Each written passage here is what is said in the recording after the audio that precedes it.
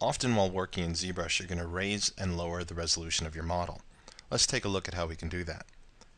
I'm going to open up the shelf over on the right-hand side, go up to my tool palette, and click on the swatch and drag that over to the right. I'll click on the tool icon, and again, select a sphere 3D. Click and drag in the center of my canvas to draw it in. Move up to the Edit button so that I can start to rotate it. And then I'll move back over to the tool palette so I can click Make Polymesh 3D. Now you'll also notice in your tool palette you have this pull-down option here called Geometry. If I open that up, you're going to notice that there's a button in here labeled Divide. Now before we hit that Divide button, let's take a look at two things. First, you'll notice that you have a button here called Frame.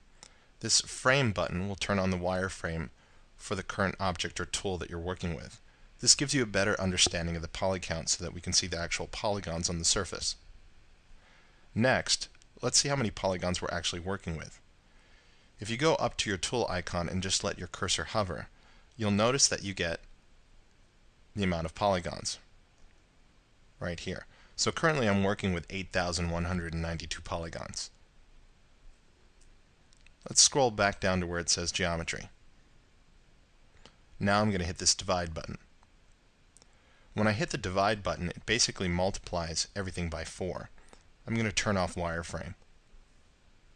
I'll scroll back up to the tool option, or the tool icon I should say, and when we hover over it, again we'll see the poly count has raised up. Now instead of 8,000, we're working with 32,000 polygons.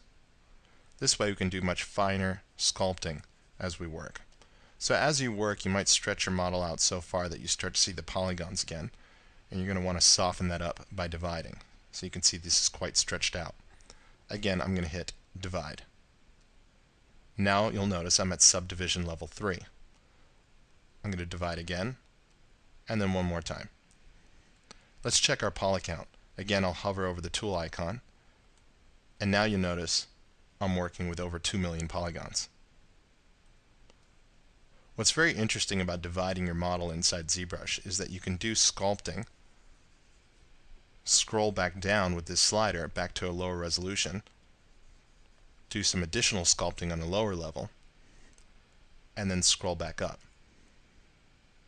This non-linear ability to sculpt on all different levels of resolution gives us a lot of control over how we're working with our model. Later on in different tutorials we'll use this more effectively, but I did want you to be aware of where you can divide your model. Again, don't forget that the keyboard shortcut for divide is Control D.